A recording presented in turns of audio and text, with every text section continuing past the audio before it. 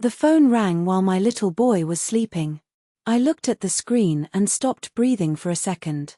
It was a number I had not seen for almost 4 years. Then a message came in. "Mia, please answer. I need to see my son."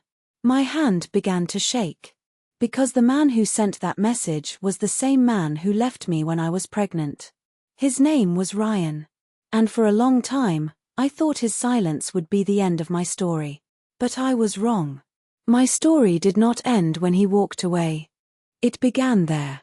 I met Ryan on a rainy Tuesday afternoon. My old laptop had stopped working, and I needed it for my job. I took it to a small repair shop near the bus station. Ryan was behind the counter. He had warm eyes, a soft voice, and a smile that made the room feel less cold. He fixed my laptop in less than an hour. While he worked, he asked me simple questions. Where did I work? Did I live nearby? Did I like coffee? I should have been careful, but I was lonely at that time. So when he wrote his number on the receipt, I kept it. That night, I sent him a short message. "Thank you for fixing my laptop." He replied right away. After that, we talked every day. At first, it was easy and sweet. He asked about my dreams. He remembered small things. He knew I liked tea with honey. He knew I hated loud music in the morning. He made me feel seen. After 3 weeks, we had dinner together. After 3 months, he said he loved me. After 7 months, I moved into his apartment. It was small, but I was happy. We bought cheap plates from a discount store. We cooked rice, chicken, and soup. We watched movies on his old sofa. I thought love did not need much money. I thought love only needed 2 honest hearts. But slowly, Ryan changed. He came home late. He kept his phone face down. He stopped telling me about his day. When I asked what was wrong, he always said, "Nothing. I'm just tired." But tired people still look at you. Ryan did not. One morning, I woke up feeling sick. I ran to the bathroom and threw up. I told myself it was bad food. But the same thing happened the next day. And the next. I bought a pregnancy test on my way home from work. I took it in our small bathroom. 2 lines appeared. I sat on the floor for a long time. I was scared. But under the fear, there was a small light. A baby. Our baby. That evening, I made Ryan's favorite soup. I waited for him at the table. When he came in, he looked tired and cold. I said, "Ryan, I need to tell you something." He did not sit down. He just looked at me. I held the test in my hand and said, "I'm pregnant." For a moment, he said nothing. Then he closed his eyes. Not with joy. Not with surprise. With pain, as if I had given him bad news. He whispered, "No. This cannot happen." My heart fell. I said, "We can do this. It will be hard, but we can try." He shook his head. "I am not ready for this life." "This life?" I asked. He looked around the room. The baby. Rent. Bills. A family. I can't do it. I stood there, holding the table. I said, "You don't want our baby?" He picked up his jacket. "I need air." Then he left. I waited all night. I called him again and again. He did not answer. The next morning, his clothes were gone. 5 days later, I got one message. "I'm sorry, Mia. I can't be a father." Then he blocked me. I read those words so many times that I almost knew them by heart. I cried on the kitchen floor. I cried in bed. I cried in the shower, where no one could hear me. For 2 weeks, I felt empty. Then one morning, I touched my stomach. It was still flat. But I said, "I am here. I will not leave you." That was the first promise I made to my child. I moved out of Ryan's apartment. I found one small room behind an old house. The window did not close well. The heater made strange sounds at night. But it was mine. I worked at a bakery in the morning and cleaned offices at night. My feet hurt. My back hurt. Sometimes I was so tired that I fell asleep with my shoes on. But every month, my baby grew. At the clinic, I heard the heartbeat for the first time. It was fast and strong. I cried in front of the nurse. She gave me a tissue and said, "That is your baby saying hello." I smiled through my tears. On the bus ride home, I held the picture from the scan. A tiny shape. A tiny life. A reason to keep going. People asked questions. Some people were kind. Some were not. Where is the father? Are you married? Can you manage alone? I learned to smile and say, I will manage. But at night, when the room was quiet, I was not always strong. I was afraid. Afraid of birth. Afraid of bills. Afraid my child would grow up asking why his father left. But fear did not stop the morning from coming. So I got up. I worked. I saved coins in a glass jar. I bought baby clothes from second-hand stores. A yellow blanket. 3 small shirts. 1 soft toy bear. I folded everything again and again. It made me feel ready, even when I was not. My son was born on a cold night in November. I took a taxi to the hospital alone. The driver kept looking at me in the mirror. "Are you okay, miss?" I said, "Please just drive." The pain came like waves. There was no hand to hold. No husband waiting outside. No father crying with joy. Only me. And my promise. After many hours, I heard my baby cry. The nurse placed him on my chest. He was small, warm, and red. His eyes were closed. His hands were tiny. I whispered, "Hello, Noah." That was the name I chose. Noah. A new beginning after a storm. When I held him, something inside me changed. Ryan had left. But Noah had arrived. And Noah was not a mistake. He was my son. The first months were the hardest months of my life. Noah cried at night. I fed him. Changed him. Held him. Walked around the room until my legs shook. Sometimes I looked at the clock and saw it was 3 in the morning. Then 4. Then 5. And I still had to work. A neighbor named Grace helped me sometimes. She was older than me and lived in the front part of the house. One evening, she heard Noah crying and knocked on my door. I opened it with messy hair and tired eyes. She looked at me and said, "Give him to me for 10 minutes. You need tea." I almost cried. After that, Grace became my first real help. She watched Noah when I had short shifts. She taught me how to calm him. She told me, "You are not weak because you are tired. You are human." I needed those words. When Noah was 6 months old, I found better work at a small grocery store. The owner, Mrs. Carter, was strict but fair. She let me work steady hours. She did not ask too many questions. She only said, "Do your job well, and you will be fine here." So I did. I worked hard. I smiled at customers. I stocked shelves. I cleaned the floor. Every dollar mattered. Every hour mattered. At home, Noah learned to sit. Then crawl.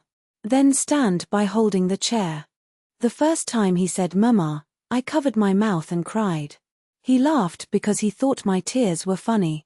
That laugh saved me many times. When Noah turned 1, Ryan called. I was washing baby bottles when my phone rang. I almost dropped one. His voice was quiet. "Mia." I froze. He said, "I have been thinking about you." I said, "You mean now?" He did not answer. Then he said, "How is the baby?" I looked at Noah. He was sitting on the floor, hitting a spoon on a plastic bowl.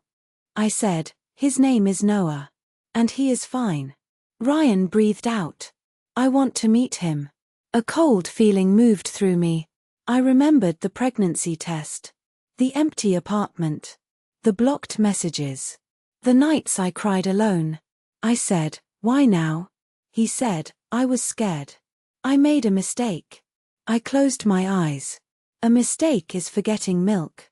A mistake is taking the wrong bus. Leaving a pregnant woman alone is not just a mistake. It is a choice. I did not say all that. I only said, Noah is still a baby. He does not know you. Ryan said, but I am his father. I looked at my son again. I had been mother, father, nurse, worker, and protector. I had been everything. So I said, being a father is not only blood. It is showing up. Then I ended the call. For weeks after that, I felt strange. Part of me was angry. Part of me was sad. Part of me wondered if I should let Noah know him. But Ryan did not call again. That told me enough. Life went on. Noah turned 2. He loved toy cars, bananas, and birds. He hated green beans. He liked to run into my arms when I came home. Every evening, he waited by the window. When he saw me, he shouted, "Mama." That one word made my whole day lighter. One night, while we were building a tower, he asked, "Where Daddy?" I knew the question would come one day. But I was not ready. I touched his hair and said, "Daddy is not here." He looked at me with big eyes. "Why?" I swallowed hard. Some people are not ready to stay. But Mama stayed. He thought about it. Then he put a block in my hand and said, "Mama stay." "Yes," I said. Mama stays. When Noah was 3, things became better. I saved enough money to move to a cleaner apartment. It had 2 rooms. One for me. One small room for Noah. I painted his wall light blue. Grace helped me move. Mrs. Carter gave me extra food from the store. For the first time in years, I felt like I could breathe. Noah started preschool. On his first day, he wore a little backpack with stars on it. He held my hand very tightly. At the classroom door, he looked scared. I knelt down and said, "I will come back." He asked, "Promise?" I smiled. "Always." That afternoon, he ran to me with a drawing in his hand. It was a picture of 2 people. One big, one small. He said, "Mama and Noah." I put that drawing on our fridge. It stayed there for years. Then came the message. The one I saw while Noah was sleeping. "Mia, please answer. I need to see my son." This time, Ryan did not disappear. He sent another message the next day. Then another. He said his mother was sick. He said he had changed. He said he wanted a chance. For 3 days, I did not answer. Then I agreed to meet him in a coffee shop. Not at my home. Not near Noah's school. I went alone. Ryan was already there when I arrived. He looked older. His hair was shorter. There were lines around his eyes. When he saw me, he stood up too quickly. "Mia," he said. I sat down. He looked at me like he wanted to say many things. But I waited. Finally, he said, "I am sorry." I nodded. He said, "I was young. I was afraid." I looked at him. We were both young. He looked down. "I know." I said, "I was afraid too. But I stayed." His face changed. For a moment, he had no words. Then he asked, "Can I see him?" I said, "No." His eyes lifted. "Mia, please." I kept my voice calm. "You cannot walk into a child's life because you feel guilty." "I am his father," he said again. I took a deep breath. "You are the man who left before he was born. That is the truth he will know one day. But not today." Ryan looked hurt. Maybe he expected me to cry. Maybe he expected me to shout. But I did neither. I had already cried enough. I had already shouted into empty rooms. Now I only had peace to protect. He said, "What can I do?" I said, "Start by being steady. If you want to help, you can help in a real way. But you do not get to rush into his heart." He asked, "Do you hate me?" I thought about that. The answer surprised me. "No," I said. "I don't hate you anymore. Hate takes too much space." He covered his face with his hands. I stood up. Before I left, I said, "Noah is happy. He is kind. He is safe. I will not let anyone hurt that." Then I walked out. That evening, I found Noah on the floor with his cars. He looked up and smiled. "Mama, race?" I sat beside him. "Yes," I said. "Let's race." And in that small room, with cheap curtains and toys on the floor, I felt rich. Not because life was easy. It was not. Not because I had forgotten everything. I had not. But because I had built a home from broken pieces. Ryan kept sending messages. Not every day. But often enough. He sent money once. I did not use it right away. I put it into a separate account for Noah. Because my anger was not more important than my son's future. But I also did not open the door too quickly. Months passed. Ryan stayed respectful. He did not demand. He did not blame. He asked about Noah's favorite food. His school. His health. I answered only simple things. Slowly, I began to believe he might really be trying. When Noah was almost 4, I told him a little more. I said, "Your dad lives in another place. He was not ready before. But he wants to know you now." Noah was quiet. Then he asked, "Did he leave?" My chest tightened. "Yes," I said softly. "He left before you were born." Noah looked at his toy bear. Did I do bad? I pulled him into my arms. "No. Never. You did nothing wrong." He held me tightly. I said, "Adults make choices. Some choices hurt people. But you were always loved by me." He nodded against my shoulder. A few weeks later, Noah met Ryan in the park. Grace came with us. I wanted another adult there. Ryan arrived with a small blue toy car. He looked nervous. Noah hid behind my leg. Ryan knelt down. "Hi, Noah. I'm Ryan." Noah looked at him. "Not Dad." "Not yet. Just Ryan." And that was right. They played for 20 minutes. Ryan did not force a hug. He did not cry loudly. He did not make promises in front of the child. He only rolled the toy car on the ground and let Noah come closer when he was ready. When we left, Noah said, "Ryan is quiet." I smiled. Yes, he was quiet. Can he play again? I looked at him carefully. Maybe. That was how it began. Slow. Careful. With clear rules. Ryan did not become a hero. Life is not that simple. He had missed too much. He could not return and become the father from the beginning. But he learned to be present in small ways. 1 hour at the park. A call on birthdays. Help with school shoes. A message asking if Noah had a fever. Sometimes I still felt pain. When I saw Ryan laugh with Noah, part of me wanted to say, "You should have been there. You should have seen his first step. You should have heard his first word. You should have held him when he cried at night." But I did not say it in front of Noah. My son did not need my old wounds in his small hands. He needed peace. And I needed freedom. One winter evening, Noah fell asleep on the sofa after dinner. I covered him with his yellow blanket. The same blanket I bought before he was born. It was old now. Soft from many washes. Ryan had visited that afternoon. He had helped Noah build a puzzle. Before he left, he stood by the door and said, "Thank you for letting me try." I looked at him for a long moment. Then I said, "Do not thank me. Show him." He nodded. After he left, I sat beside Noah and watched him sleep. His face was peaceful. His hand rested on the blanket.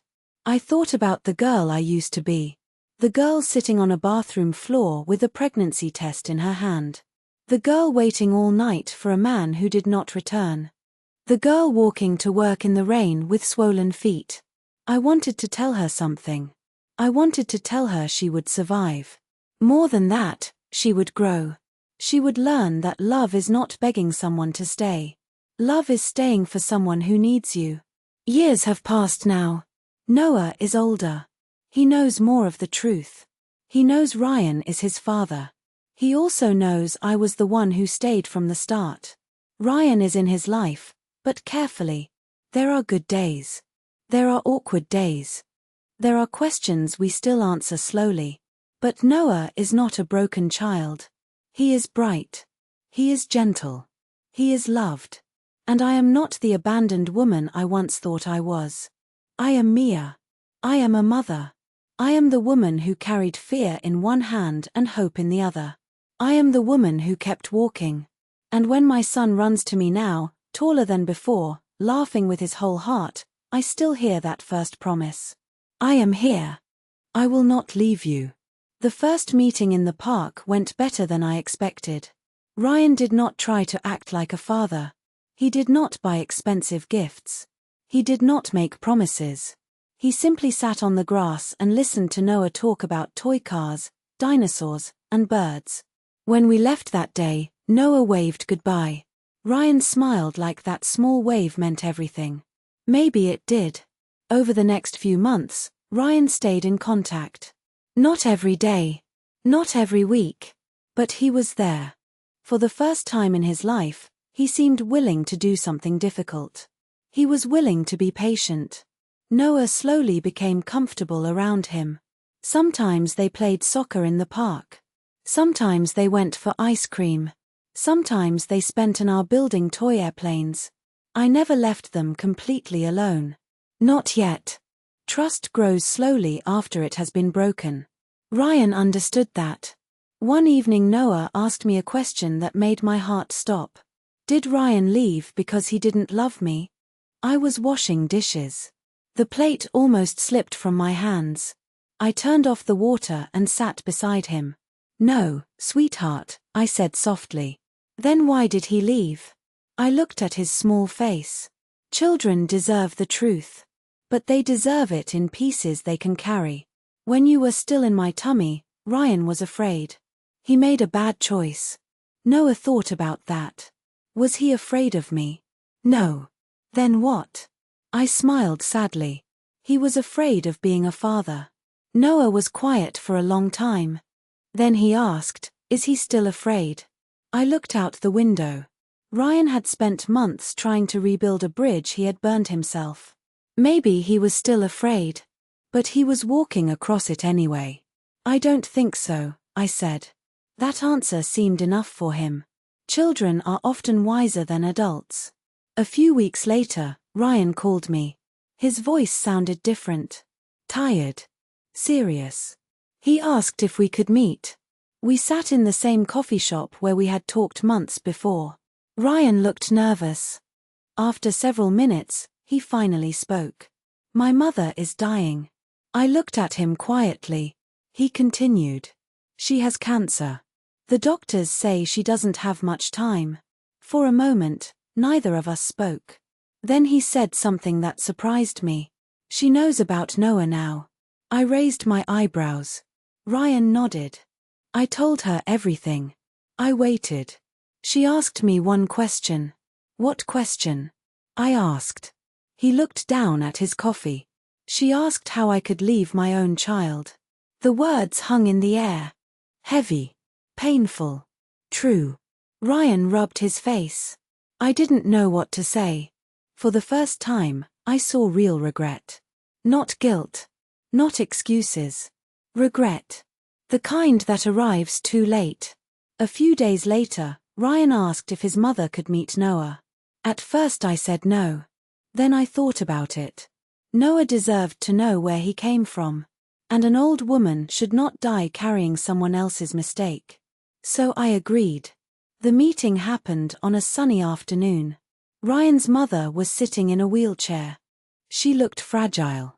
Her hair was thin. Her hands trembled.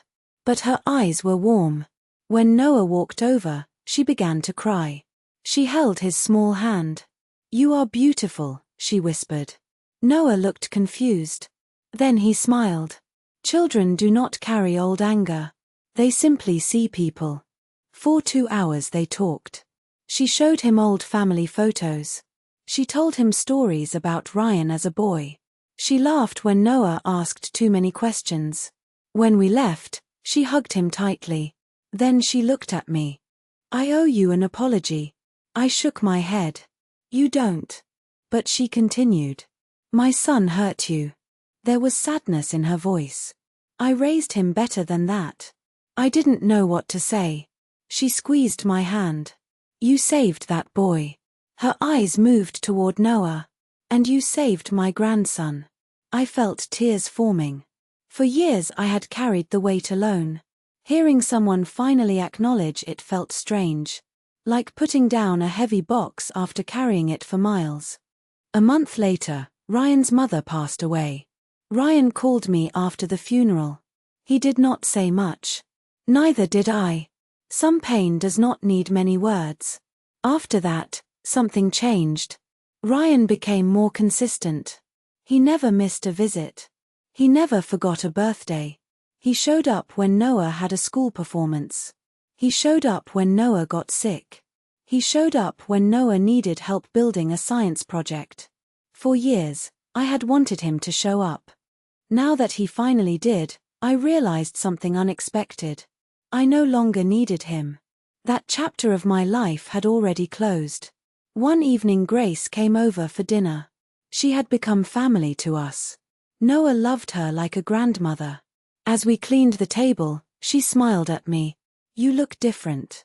Different how? I asked. Lighter. I laughed. Maybe I'm just less tired. She shook her head. No. It's something else. I knew what she meant. For years, part of me had been fighting a ghost. The ghost of abandonment. The ghost of betrayal. The ghost of what should have been. But ghosts lose power when you stop feeding them. I was finally free. The next spring, Noah turned 6.